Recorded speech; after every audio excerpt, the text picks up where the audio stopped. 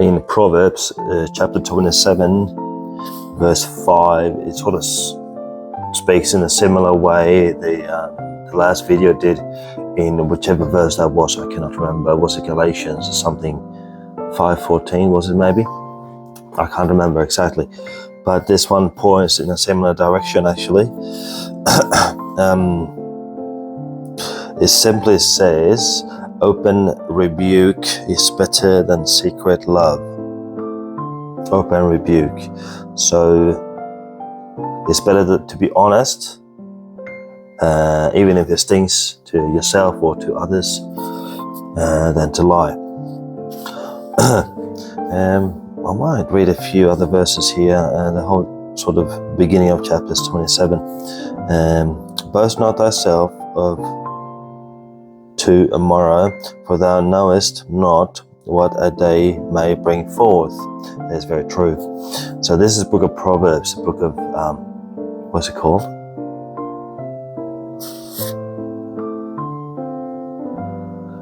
Wisdom, I think. That's what they say it is. And here, funny enough, on the top page, he goes, the slothful man, the man of what's it called? What's that? Being a sloth, being lazy, is it? Number 2, in chapter 77, let another man praise thee, and not thine own mouth, a stranger, and not thine own lips. A stone is heavy, and the sand weighty, but a fool's wrath is heavier than them both. Wrath is cruel, and anger is outrageous, but who is able to stand before envy? Question mark. Good question, I guess. And then it comes that verse again, the first one. Open rebuke is better than secret love. 6. Faithful are the wounds of a friend, but the kisses of an enemy are deceitful. Very true indeed. The full soul loatheth and honeycomb, but to the hungry soul every bitter thing is sweet. Correct. It's amazing how when you're so hungry, you can eat almost anything, even if you don't like it. As a bird that wandereth from her nest is a man that wandereth from his place. Oh dear Lord. Okay, that I'm not sure exactly what it means. I can do number 9 here too. Ointment and perfume rejoice the heart. So doth the sweetness of a man's friend by hearty counsel. A good friend to someone is absolutely worth a lot. That's it. 10 as well. Thine own friend and thy father's friend. Forsake not, neither go into thy brother's house in the day of thy calamity. For better is a neighbor that is near than a brother far off. Okay, fair enough. I wonder, okay, what is if we go in deeper with Proverbs 7:5.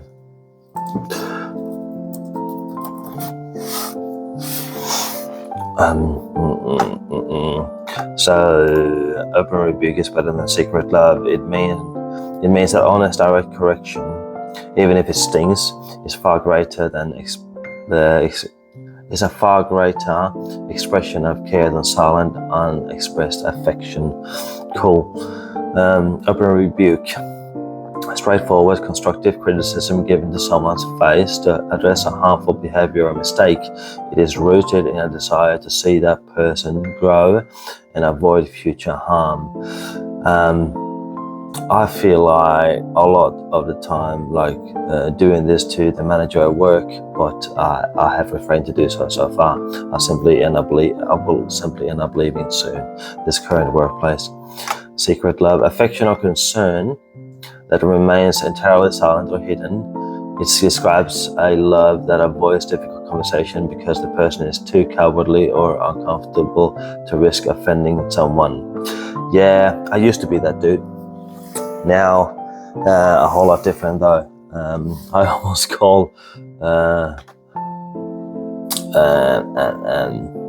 maybe too much, but yeah, too honest. But the mother of my boy, I call her out almost every time I get to speak with her, because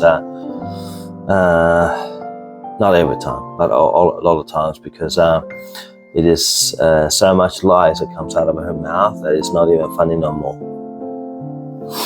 And I heard an interesting story online on social media, I think yesterday, and I can sadly relate to it.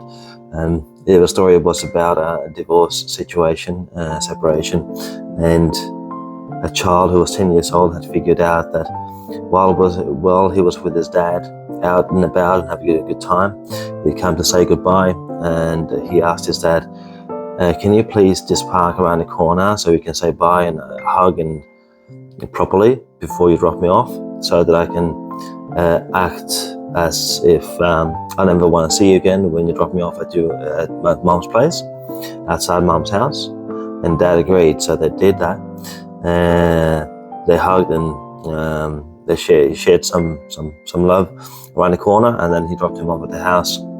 And the boy, he acted in a way that he ran out of the car and he said, I hate you, Dad, I never want to see you again, and ran up to his mum. And got the love and attention he actually deserved from his mum, but not for what he did, obviously. And that is such a toxic thing that some parents, they, it's a toxic behavior they use with their children or kids when they don't get what they want, so to speak. And they have to take it out on the child or children. Not very fair. So I'd encourage you to look deeper within yourselves, if you do it, and not take any anger